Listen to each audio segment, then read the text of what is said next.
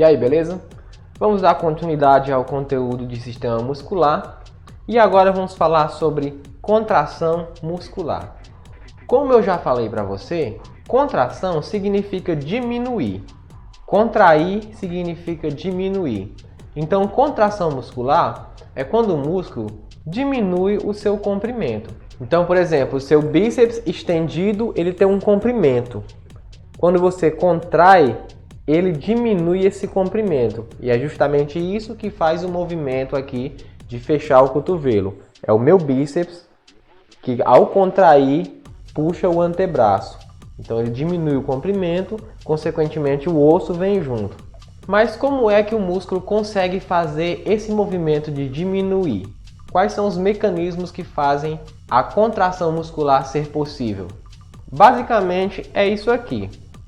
O impulso nervoso chega à fibra muscular através de um nervo e os filamentos de actina deslizam sobre os filamentos de miosina.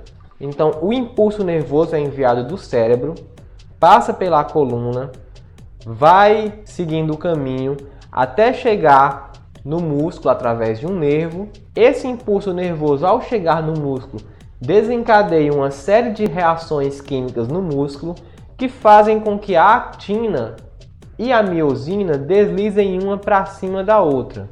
Olha só, deixa eu dar um zoom aqui. Veja bem, quando o seu músculo está relaxado, como no caso aqui do braço esticado, o bíceps, quando ele está esticado, os filamentos de actina, que são esses verdes, e os filamentos de miosina, que são esses vermelhos, eles estão nessa posição. Como você percebe, eles encaixam um no outro. Mas quando o músculo está estirado, eles estão assim, distantes um do outro, não estão encaixados. Diferente de quando você contrai, que acontece isso aqui com eles. Ó. Ao contrair o músculo, eles se fecham. Ó. Então, os filamentos ficam nessa posição quando está relaxado e na contração eles fazem isso. Isso faz com que o comprimento total do músculo reduza. Então, veja bem. Um sarcômero é chamado de unidade contrátil básica. Ele é esse espaço aqui entre o centro de uma actina e o centro de outra actina.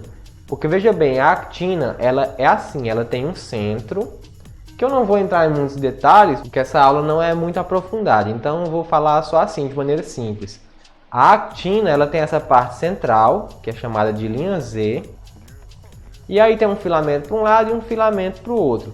Então, dessa parte central aqui, até chegar na parte central da outra aqui, esse espaço é chamado de sarcômero ou unidade contrátil básica, que ao longo da fibra muscular existem centenas de sarcômeros. E durante a contração, todos esses se fecham, o que faz com que o músculo diminua o comprimento. Vou já mostrar um vídeo aqui para vocês entenderem melhor. Então vamos ver aqui como é que acontece a contração muscular para você entender melhor. Beleza? Vamos ver aqui passo a passo. Então vamos lá, primeiramente está aqui o músculo, como a gente viu na aula passada. Esse é o músculo total. Esse aqui é o feixe de fibras, como a gente viu na aula passada, e aqui é a fibra muscular, a célula do músculo, que é dentro dela que acontece toda a contração, beleza? Vamos ver aqui. Então aqui é o neurônio, ou seja, o nervo, chamado de neurônio motor, que ele está ligado ao sistema nervoso central, né? Então o sistema nervoso central envia o estímulo, chamado de potencial de ação, e esse estímulo viaja por todo o sistema nervoso até chegar na fibra muscular. Chegando na fibra muscular, ele desencadeia uma série de reações químicas que faz com que a contração muscular seja possível.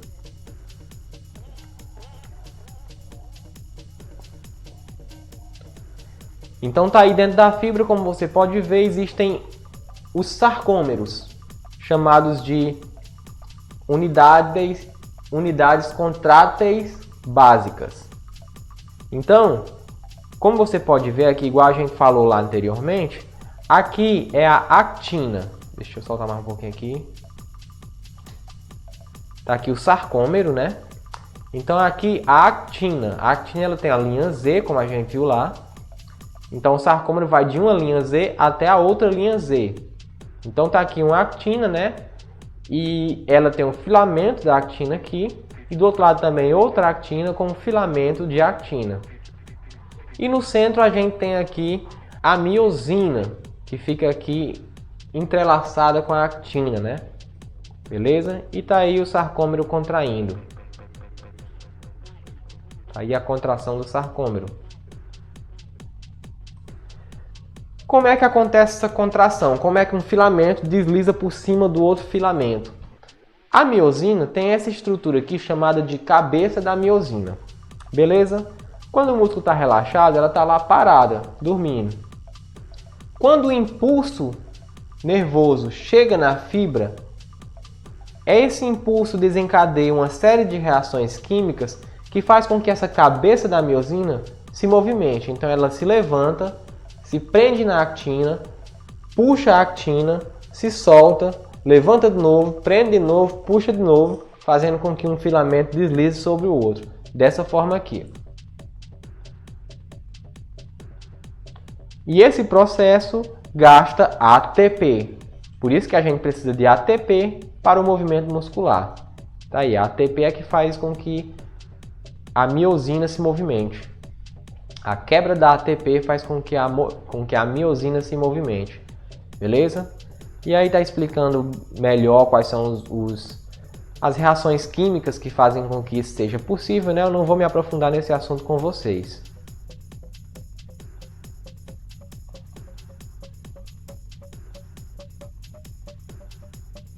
Mas é assim que acontece a contração muscular. São infinitos processos químicos em uma fração de segundo. Beleza!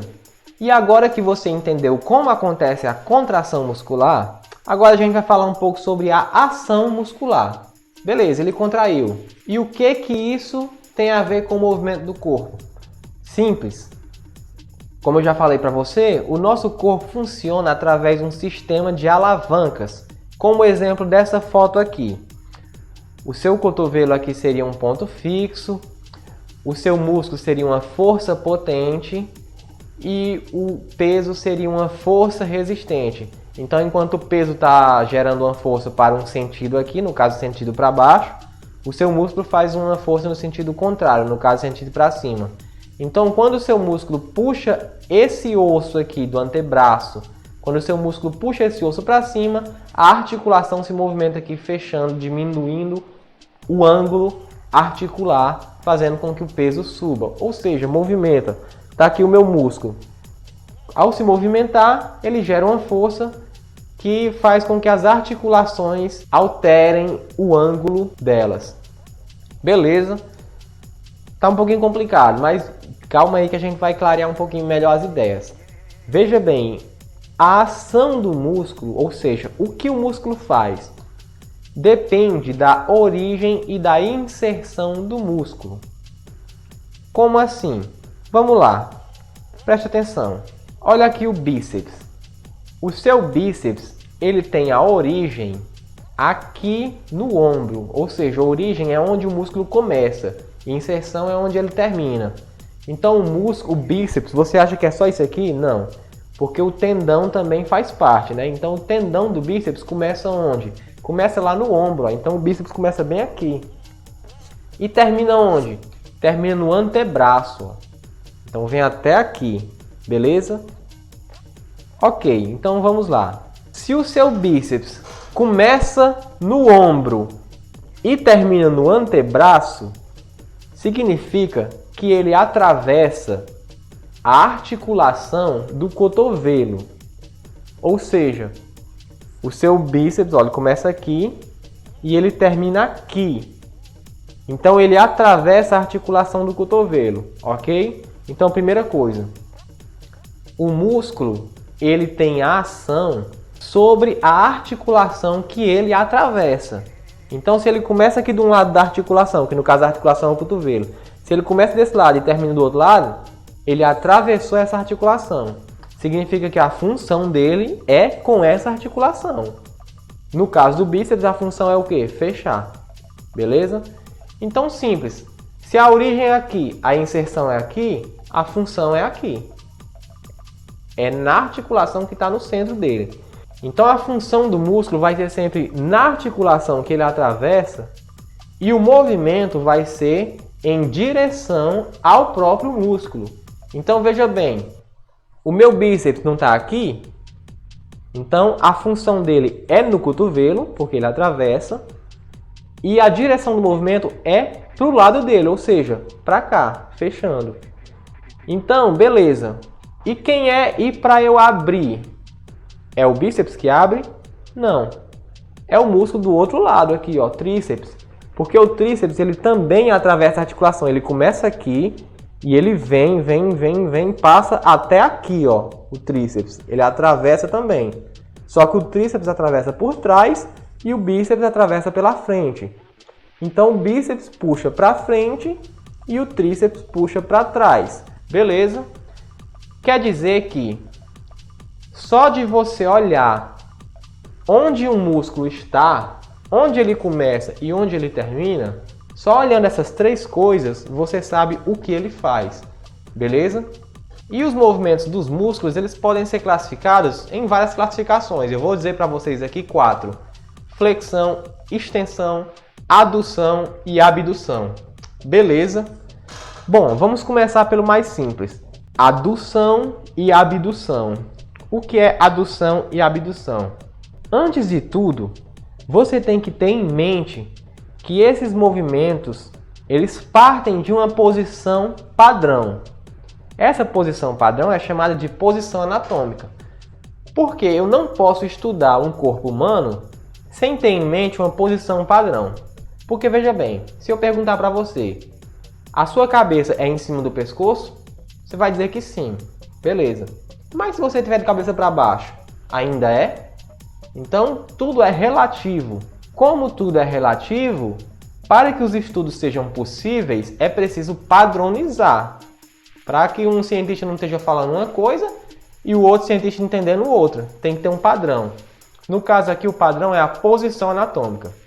Você já deve ter ouvido falar. A posição anatômica é aquela posição básica, onde a pessoa está em pé, com as palmas da mão voltadas para frente e olhar para frente e pontas dos pés também apontando para frente. Beleza? É aquela posição básica que você vê nos livros de anatomia, de fisiologia, enfim. Deixa eu mostrar aqui para não ficar falando grego. Posição anatômica é a posição que esse corpo está aqui, tá vendo? Ó? Em pé, olhar fixo para frente, cabeça para frente, palmas das mãos para frente, braços ao longo do corpo, pernas estendidas, pés para frente, enfim. Essa posição aí é a posição anatômica.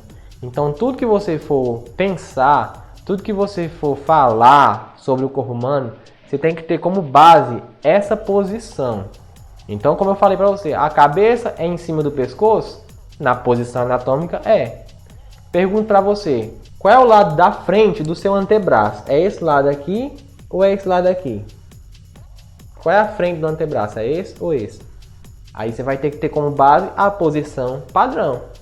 Posição anatômica. Então a frente é essa. Tá vendo como é importante ter a posição anatômica na mente? Beleza, vamos voltar agora para os músculos. Então vamos lá. Abdução é um movimento onde você está na posição anatômica e você sai dessa posição anatômica movimentando alguma parte do seu corpo lateralmente. Por exemplo, a abdução de ombro. Se você está lá em pé na posição anatômica, quando você movimenta o seu ombro na lateral, olha só, saindo da posição na lateral, isso é uma abdução. A mesma coisa com a sua coxa, enfim, é uma abdução. A mesma coisa, esse movimento aqui, ó. Tá vendo minha mão aqui? Se eu fizer isso aqui, ó, pra cá, ó, tá vendo, ó? Tá reto aqui ela, ó. E o movimento pra cá, assim, ó. É pouco, mas movimenta. Isso é uma abdução. Por quê? Imagine esse movimento aqui estando na posição anatômica. É uma abdução, beleza? E a adução é o contrário. É voltando para a posição anatômica lateralmente. Então, se a abdução foi aqui, ó, abrindo o braço, a a adução é fechando. Se a abdução for abrindo a perna, a adução é fechando. Beleza? Tranquilo. Flexão e extensão também são muito simples. É só você ter como base a posição anatômica. Então, quando eu estou na posição anatômica, qualquer movimento saindo dela é uma flexão, desde que não seja abdução, beleza? Então, veja bem, você está na posição anatômica. Você fez o movimento saindo. Se esse movimento não for uma abdução, então é uma flexão. Exemplo, a flexão de cotovelo. Ó, flexão de cotovelo. Imagine na posição anatômica. Você está aqui na posição anatômica, ó, braço estendido.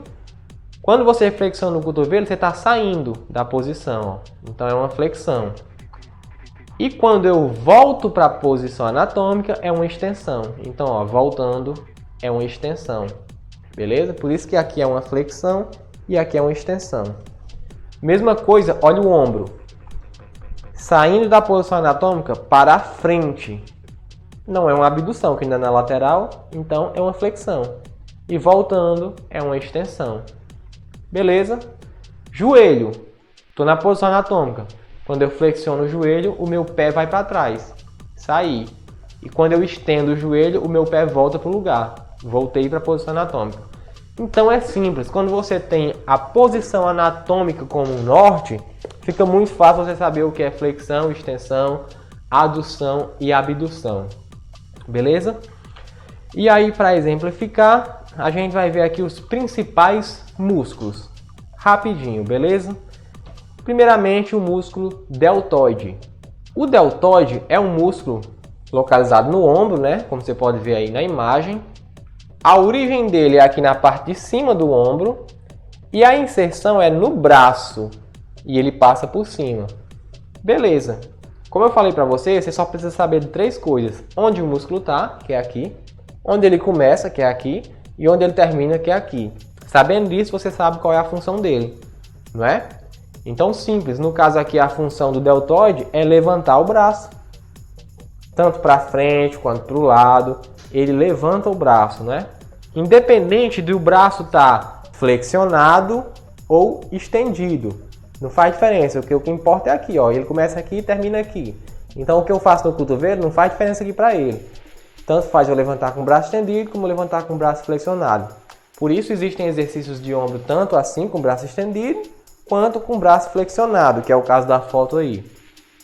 Então, qualquer movimento levantando aqui o meu braço, eu estou treinando o ombro. O peitoral. O peitoral é um músculo muito importante.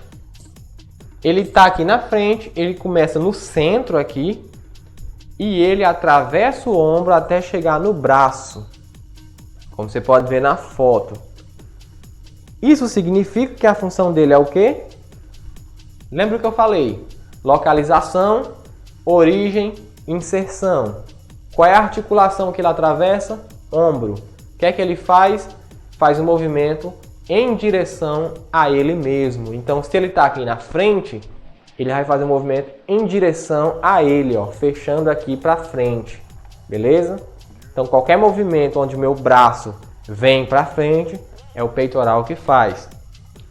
E o contrário, se o peitoral puxa para frente, os músculos das costas puxam para trás. E os músculos das costas são vários. Coloquei para você aqui os 2 principais, que é o grande dorsal e o trapézio. O grande dorsal está aqui embaixo. Ó. Então, ele ajuda para puxar para trás. Só que ele é muito mais ativado quando você puxa de cima para baixo. Ele está aqui. Então, quando você puxa de cima para baixo, ele faz todo o esforço. Mas ele também ajuda quando puxa para trás. Quando puxa para trás, são vários músculos que ajudam. E o trapézio é esse músculo aqui enorme que ele começa no pescoço, vem até o ombro, vem até a metade das costas e fecha aqui do outro lado. O trapézio também tem várias funções. A principal dele é elevar o ombro, ou seja, eu estou aqui, ó, ele eleva o meu ombro. Então, exercícios que elevam o ombro, estão treinando trapézio. Exercícios que puxam alguma coisa da frente para trás, está treinando as costas. De cima para baixo, também é as costas.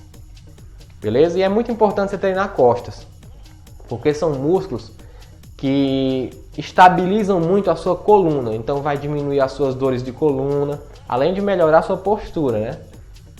E muita gente treina muito pesado o peito e esquece das costas. Você não pode fazer isso, você sempre tem que treinar um músculo antagonista. O que é um músculo antagonista? É um músculo contrário. Então, se eu treino bíceps, eu tenho que treinar tríceps. Se eu treino peito, eu tenho que treinar costas, que são os opostos. São músculos que trabalham na mesma articulação, porém cada um para um lado.